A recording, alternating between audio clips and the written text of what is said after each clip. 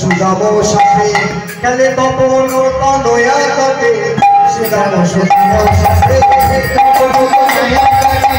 সুদাম সুদাম সাথে তপন তনয়া তটে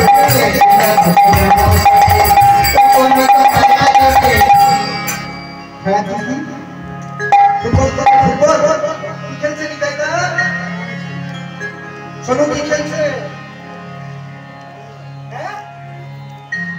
সুদাম সুদাম সাথে খেলে তপন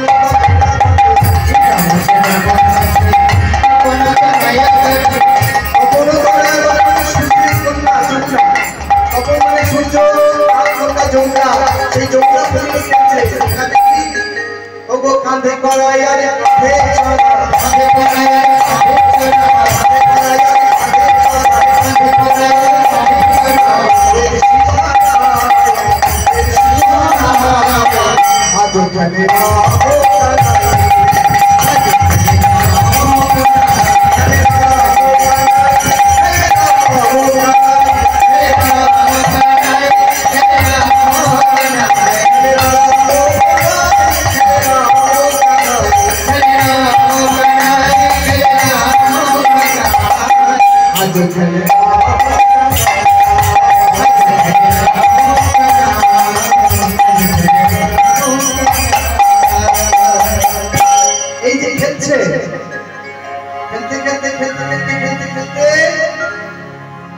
গোবিন্দ দেখছে হঠাৎ করে মনে পড়েছে কি সূর্য তো পশ্চিম দিগন্তে হেলে যাচ্ছে, তাহলে যে আমাকে বাড়ি ফিরতে হবে, আমার যশোদা মাঝে কাঁদবে, আমাকে সকালে সাজিয়ে গুছিয়ে বাড়ি এখানে বসতে পাঠিয়েছে, তাই তাড়াতাড়ি যাচ্ছে।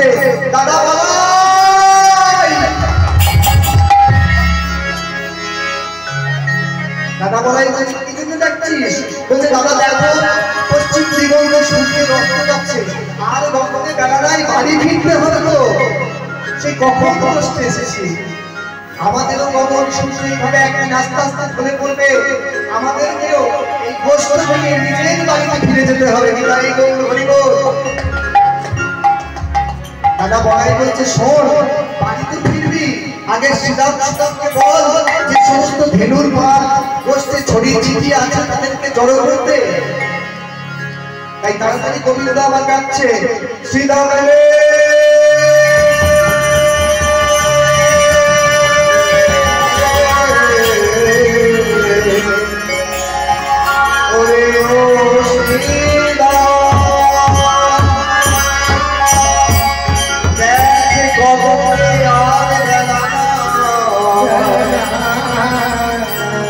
বলে ধেনুর পাল জড়ো করো,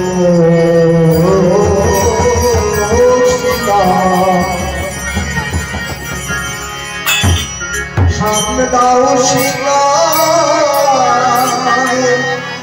সহনের বিষয়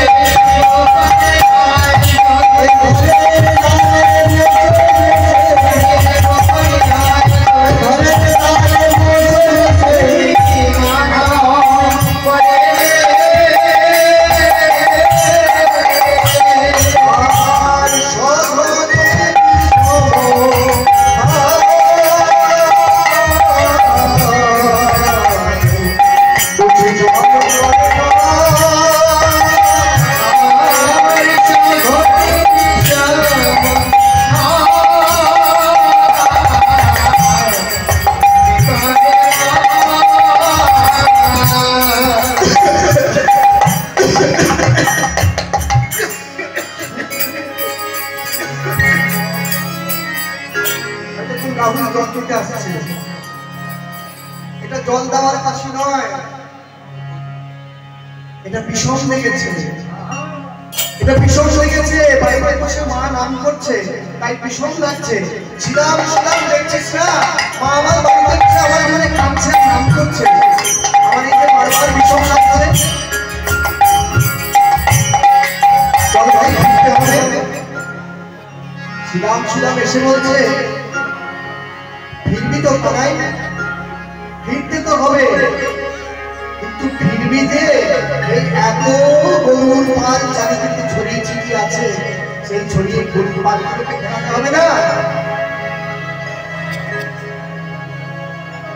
আমাদের এই গোষ্ঠী এসে নবলগ্ন গরুর পালের মতো আমাদের নবদ্বার দিয়ে আমাদের সমস্ত চিন্তা ভাবনা, আমাদের ঈশ্বর প্রেম, ঈশ্বর ভক্তি সমস্ত ছড়িয়ে ছিটিয়ে চলে গেছে।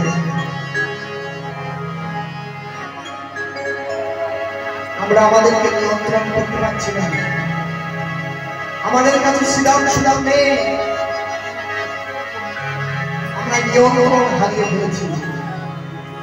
এই নবলগ্ন গরুর পাল যেমন ছড়িয়ে আছে, আমাদের চিন্তা ভাবনা, আমাদের প্রেম, আমাদের ভালোবাসা 9টি ডাল দিয়ে ছিটিয়ে আছে।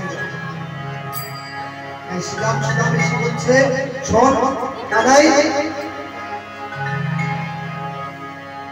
আমাদেরকে গরুর পাল ধরাতে লাভ হবে।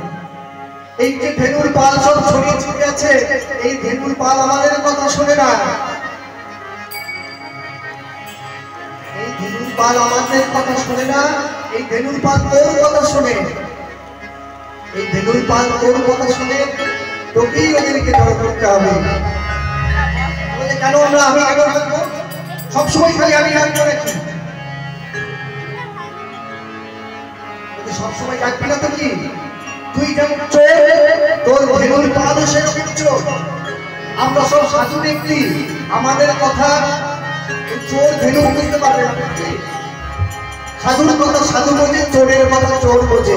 তুই যেমন চোর, তোর ধেনুগুলো সেরকম চোর। তাই চোরের কথা চোর বোঝে, সাধুর কথা সাধু বোঝে। তাহলে তোর ধেনু চোর আর তুই চোর, তুই তো বৃন্দাবনের পাকা চোর।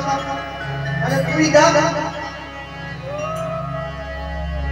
তো বলছে ঠিক আছে, তাহলে আমাকে যখন ডাকতে হবে তাহলে আমি ডাকি। তাই গোবিন্দ আমার ডাকার উপায় আছে। গোবিন্দর ডাকার উপায় কি? গোবিন্দ কি চিৎকার করে করে ডাকবে? ধবনী সম্পত্তি আইবে রাম গোবিন্দ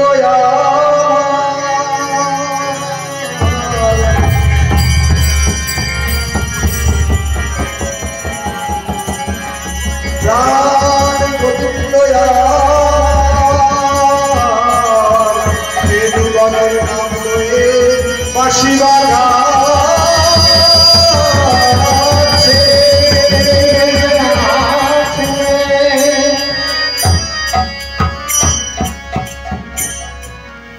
প্রাণ গোবিন্দ কি করেছে?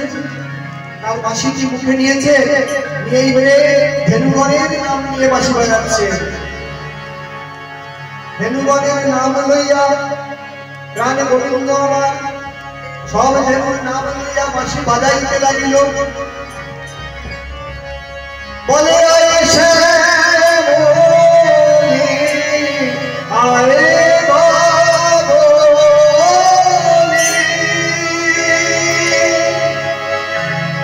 কি বলছে বাঁশিতে? বলে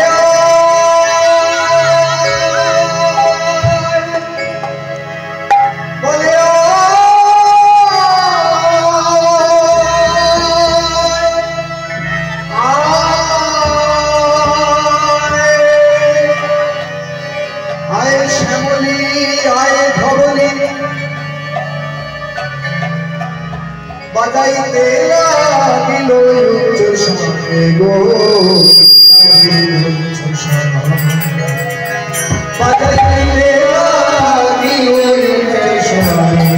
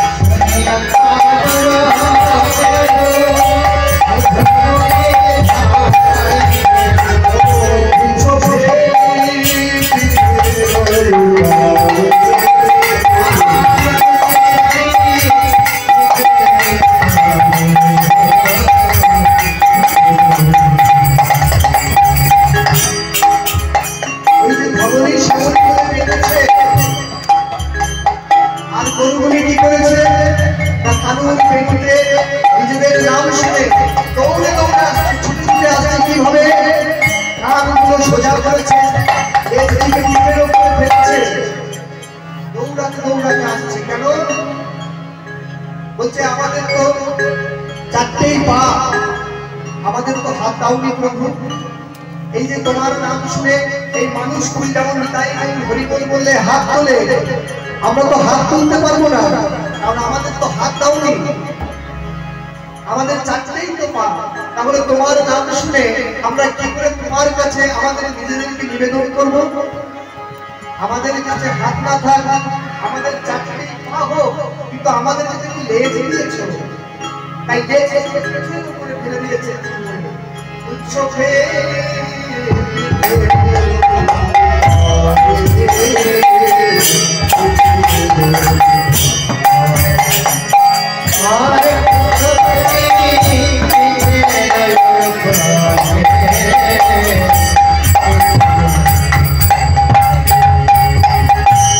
আর কান্দটিকে ঠাড়ো করেছে কেন? কান্দটিকে ঠাড়ো করেছে কেন? বলছে তরল অমৃত, ওই বাঁশির সুরের সাথে তরল অমৃত এসেছে, তরল অমৃত এসেছে। ও মায়েরা কোনদিন কানে ওষুধ লাগিয়েছেন? কেউ ওষুধ লাগিয়েছেন কানে? কোনদিন কানে ওষুধ লাগাবার পর যদি কি হবে? পড়ে যাবে না ওষুধটা? ও মা, ওষুধটা পড়ে যাবে না? কানে যদি ওষুধ দেওয়া হয়, তারপরে যদি কানটা পড়ে যাবে না? বলছে প্রভুর বাঁশির আওয়াজ তরল অমৃত হয়ে এসেছে, তরল অমৃত কানের মধ্যে প্রবেশ করেছে। তাই কানটা যদি নাম ধরি, তাই কান দুটোকে ঠাড়ো করেছে, লেজটিকে পিঠের উপরে ফেলেছে, ফেলে দৌড়ে দৌড়ে আসছে। কি বলছে? ছাড়া কোন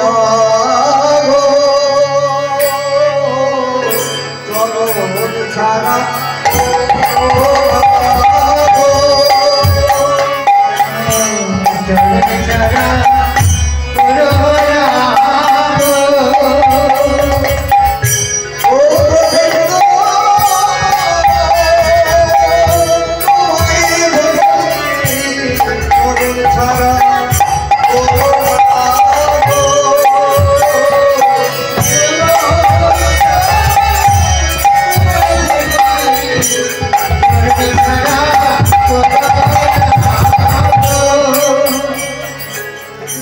তোমার চরণে নিবেদন রাখি।